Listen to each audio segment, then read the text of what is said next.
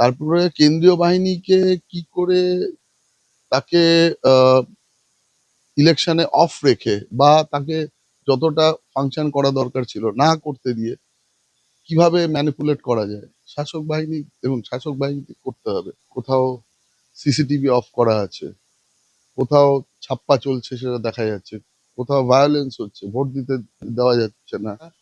আপনার করা উচিত, মানে সেটা করার জন্য আপনি হয়ে যাচ্ছেন অপরাধী। আর রাজ্য সরকার নিজস্ব একটা ম্যানুয়াল তৈরি করেছে, এটা হচ্ছে একটা আইন।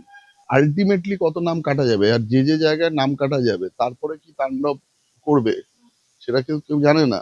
এবং তাণ্ডব হলে তো ভোট পিছবেই। প্রত্যেকটা কাজ হচ্ছে সংবিধান বিরোধী, প্রত্যেকটা কাজ হচ্ছে দেশের আইন বিরোধী।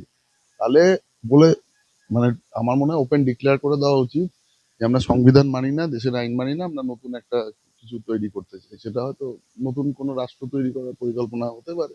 তারা ঘাবড়াবেন না, যাদের সাসপেন্ড করেছে তাদের আমরা প্রমোশন দেবো।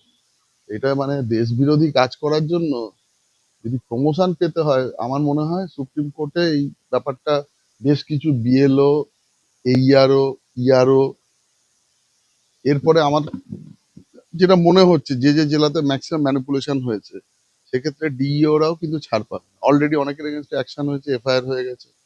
এরপরে অনেক কিছু অনেকের এগেনস্টে হতে চলেছে।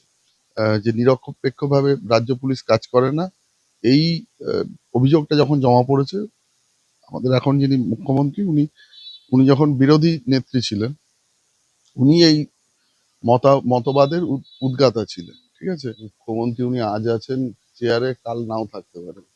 কিন্তু যারা সরকারি চাকরি করেন এটা মনে রাখা দরকার যে পরবর্তীকালে যে কোনো সময়, আজকে থেকে যদি আপনি ডিউটি ঠিক মতো না করেন, 20 বছর পরেও আপনার এগেনস্টে কিন্তু অ্যাকশন হতে পারে।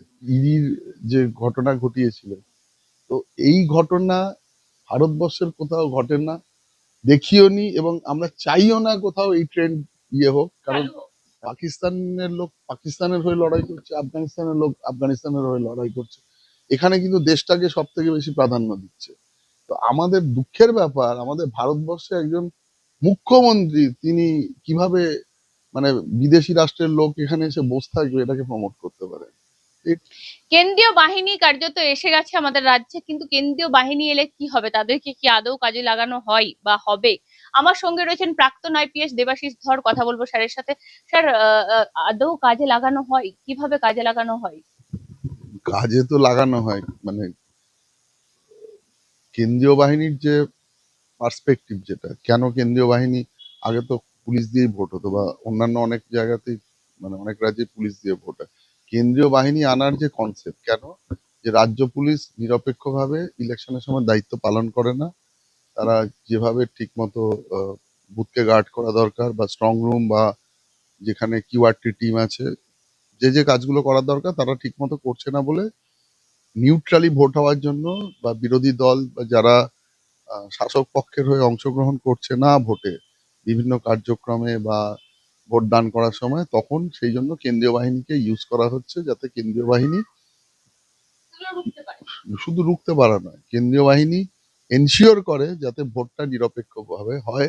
এটা হচ্ছে প্রথম দায়িত্ব। আর 2 নম্বর কথা, ইলেকশনের ঠিক আগে থেকেই, মানে ইলেকশন হয়ে যাওয়ার পরে কাউন্টিং অবধি, যতক্ষণ না নতুন সরকার গঠন হচ্ছে ততক্ষণ যাতে রাজ্যে কোনো আইন শৃঙ্খলা জড়িত কোনো সমস্যা না হয়, এটাই হচ্ছে উদ্দেশ্য।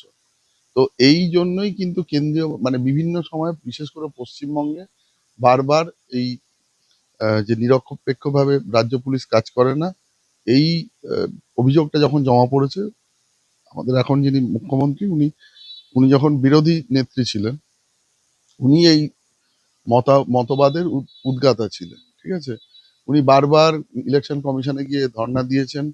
উনি সেন্ট্রাল গভর্নমেন্টের কাছে বিভিন্ন সময়, রাষ্ট্রপতি থেকে আরম্ভ করে প্রধানমন্ত্রী সকলের কাছে উনি এই একই অভিযোগ জানিয়েছিলেন।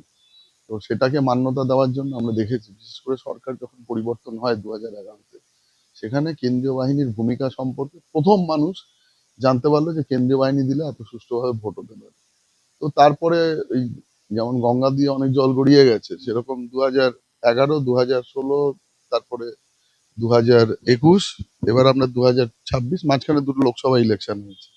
তো কেন্দ্রীয় বাহিনীকেও কিভাবে, মানে দেখুন, একটা যে কোনো জিনিসের যখন সৃষ্টি হয় তারপরে সেটার একটা ইভলিউশন হয়, মানে অভিব্যক্তি, মানে সেটাকে মানুষেরা যেমন জিন আস্তে আস্তে মডিফাই হয়, চেঞ্জ হয়, সেরকম কেন্দ্রীয় বাহিনী থাকলে যেভাবে সুষ্ঠুভাবে ভোট হতে পারতো সেটা একটা সময় লোকে দেখেছে। তারপরে কেন্দ্রীয় বাহিনীকে কি করে তাকে ইলেকশনে অফ রেখে বা তাকে যতটা ফাংশন করা দরকার ছিল না করতে দিয়ে কিভাবে ম্যানিপুলেট করা যায় শাসক বাহিনী, এবং শাসক বাহিনীকে করতে হবে। কারণ পশ্চিমবঙ্গে 34 বছর লেফট ফ্রন্ট এইভাবে রাজত্ব চালিয়েছে। লেফট ফ্রন্টের হয়তো শুরুর দিকটা খুব ভালো ছিল, মানুষ তার সুফল পেয়েছে, পরবর্তীকালে তারাও জোর খাটিয়েছে। 34 বছর দেখুন, এটা হতে পারে না 34 বছর আপনার সাথে এত ভালো কাজ করছেন, অ্যান্টি ইনকামবেন্সি ফ্যাক্টর থাকবে, অন্যান্য রাজ্যে সরকার পরিবর্তন হচ্ছে। তো সেক্ষেত্রে একটা দল 34 বছর যখন চালিয়ে গেল, এই একটা মতবাদের জন্ম দিয়ে গেল যে কেউ যদি একবার এখানে এসে মানে থাকে, তাকে আর সরানো যাবে না। এবার ম্যানিপুলেট করতেই হবে। সিপিএম বা লেফট ফ্রন্ট যে রাস্তা দেখিয়ে দিয়ে গিয়েছিল, মমতা ব্যানার্জিকে বলা হয় লেফট ফ্রন্টের সব থেকে ভালো ছাত্র, আচ্ছা মেধাবী ছাত্র। তো সেই জায়গায় দাঁড়িয়ে উনি যে যে পদ্ধতিগুলো উনি সব থেকে বড় এর বিরোধী ছিলেন। সবাই আশা করেছিল উনি এলে আমাদের সোনার বাংলা উপহার দেবে, এমন বাংলা উপহার দিয়েছেন যে মানে যে কোনো ভাবে ক্ষমতা কি করে করায়ত্ত করতে হয় তার জন্য কেন্দ্রীয় বাহিনীকে প্রথম উনি ইলেকশন কমিশনকে বিভিন্নভাবে দেখেছেন যে কিভাবে মানে মানে ম্যানিপুলেট করা যায়। 2 নম্বর, কেন্দ্রীয় বাহিনী এলে তাদের কি করে যাতে ঠিক মতো ডিউটি ফাংশন না করতে পারে, রাজ্য পুলিশকে দিয়ে কি করে ম্যানিপুলেট করা যায়, বা তাকে কতটা ধরুন ইলেকশনের দিন মানে ইনঅ্যাক্টিভ করে রাখা যায়, এই 3টে জিনিস কিন্তু করা হয়েছে দীর্ঘদিন ধরে। এইবারেও ফলে কি সম্ভব হবে সেই রকম ভাবে? তাহলে তো স্যার কেন্দ্রীয় বাহিনী আসা আর না আসা সমান হয়ে যাবে। দেখুন, এবারে সম্ভব হবে কিনা সেটা 26-এ যেদিন রেজাল্ট বেরোবে তার আগে যতগুলো 1 তারিখে তারা চলে আসবে, তাদের প্রথম পদক্ষেপ সেখান থেকে যেদিন সরকার গঠন হবে তার আগে অবধি পুরো এপিসোডটা যতক্ষণ না হচ্ছে ততক্ষণ বলা সম্ভব নয়। বিশেষ করে 21 এবং 24 এই দুটো ভোটে কেন্দ্রীয় বাহিনীর ভূমিকা খুবই খারাপ ছিল। ঠিক আছে, যেখানে 19-এর ইলেকশন আমরা দেখেছি, যেখানে যতটুকু ঠিক মতো ভোট হতে পেরেছে মানুষ কিন্তু তার যে মতাধিকার সেটা ঠিক মতো প্রয়োগ করতে পেরেছে। কেন্দ্রীয় বাহিনী যদি 21-এর ইলেকশনে ঠিক মতো কিছু কিছু জায়গায় হয়তো করেছে, আমি নিজে একটা জেলার এসপি ছিলাম, আরো কিছু কিছু জেলায় হয়তো করেছে, কিন্তু এক জেলাতে এক রকমের ফল বা কোনো কোনো জেলাতে মানে একটা প্যাটার্ন থাকে ইলেকশনে। আপনার জেলাতে কি হয়েছিল তখন? আমার জেলাতে কুচবিহারে বিরোধী দল বিজেপি, তারা মানে তখন বিরোধী দল ছিল না, পরে বিরোধী দল হয়েছে বিজেপি, 9টার মধ্যে 7টা সিট জিতেছিল, যেখানে 35% কিন্তু মাইনরিটি ভোট ছিল। সেরকমই অন্যান্য অনেক জায়গাতে ধরুন জলপাইগুড়ি, আলিপুরদুয়ার, দার্জিলিং। তাদেরকে আপনারা ফাংশন করতে দিয়েছিলেন? আপনার উপর তো তার স্যার প্রেসারও ছিল নিশ্চয়ই।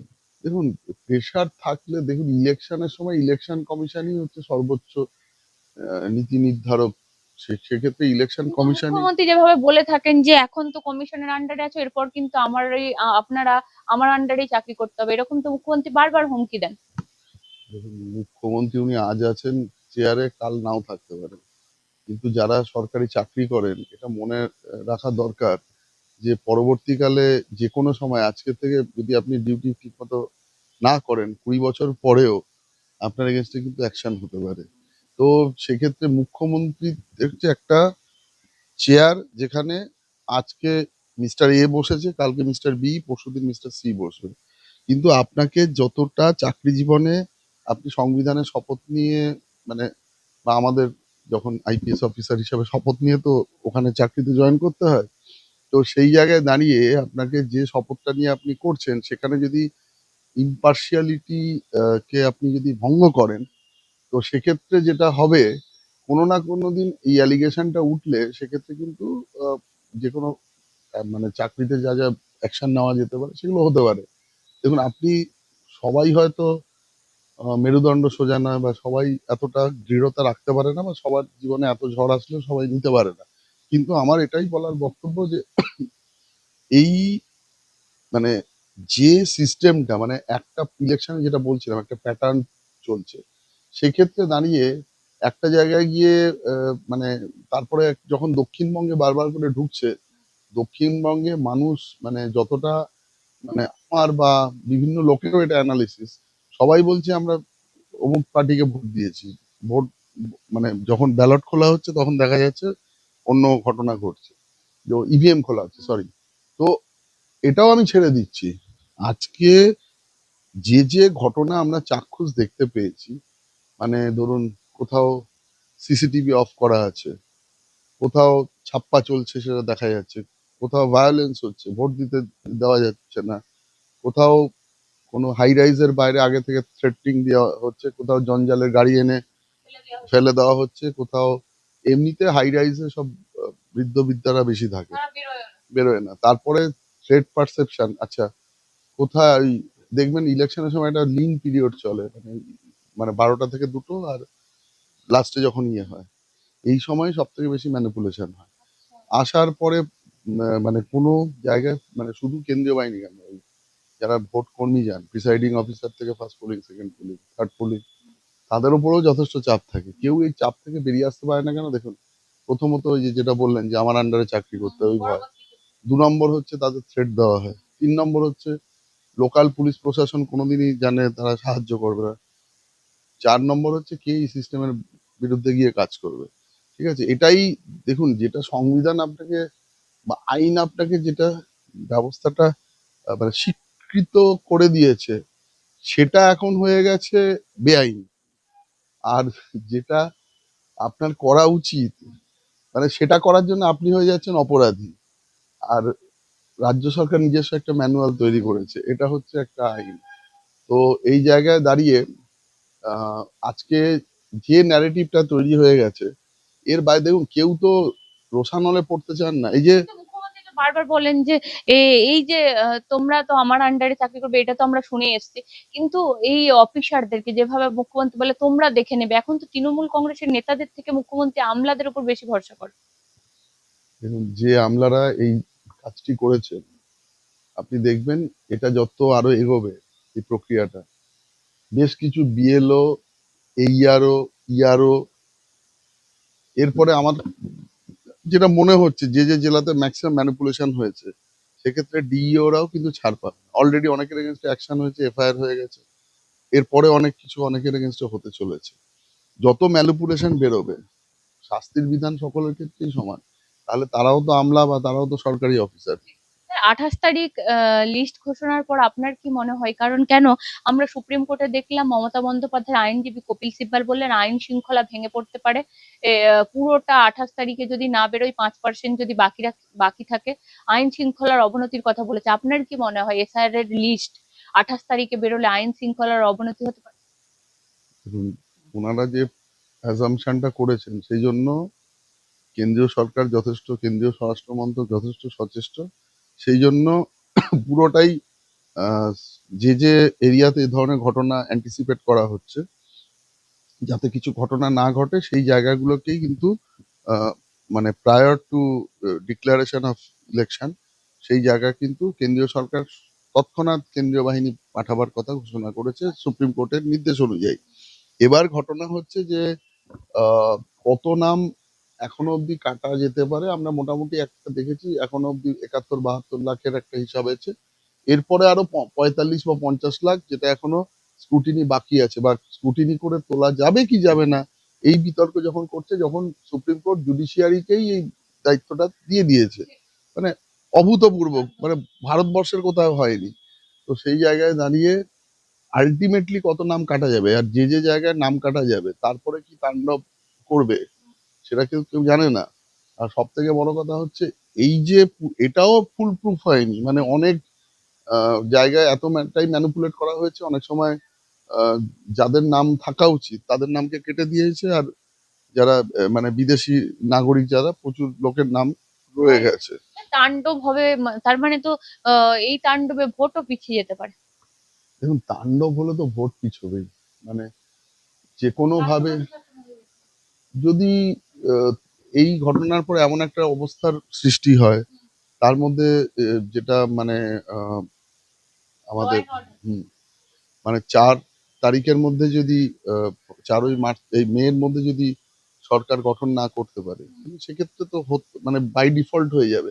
কিন্তু সুপ্রিম কোর্ট কিন্তু স্ট্রিক্টলি নির্দেশ দিয়েছে 28 তারিখেই করতে হবে, এবং বাকিটা আপনি মানে সাপ্লিমেন্টারি মানে যেটা রিপোর্ট জমা করুন বা লিস্ট জমা করুন। কিন্তু এইটা বেরোনোর পরে আমরা যখন প্রথম এই ঘটনাগুলো ঘটছিল, বিএলওদের ওপরে যা মানে থ্রেটনিং প্রেশার সর্বোচ্চ জায়গা থেকে এসছে, লোকাল জায়গা থেকে এসছে, তৎপরই যে যে জায়গাতে ল অ্যান্ড অর্ডার হয়েছে, এটা বোঝা যাবে প্রথম লিস্টটা বেরোনোর পরে, অনেকটা বোঝা যাবে।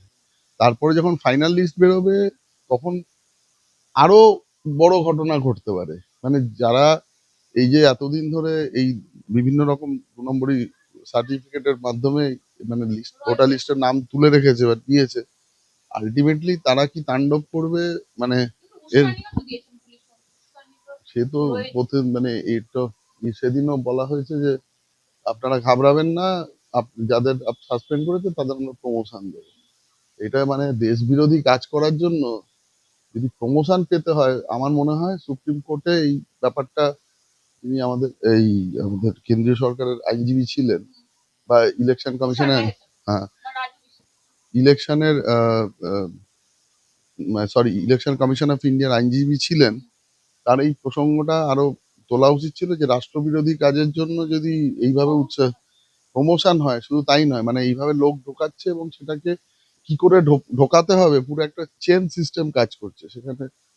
মানে রাজ্য সরকারের বিভিন্ন স্তরে কি করে কোথায় কি সার্টিফিকেট দিয়ে সেটাকে মানে ম্যানুভার করতে হবে। এমন রাজ্য সরকার দেখেছেন যারা আইন মানে না, যারা কোর্টকে মানছে না?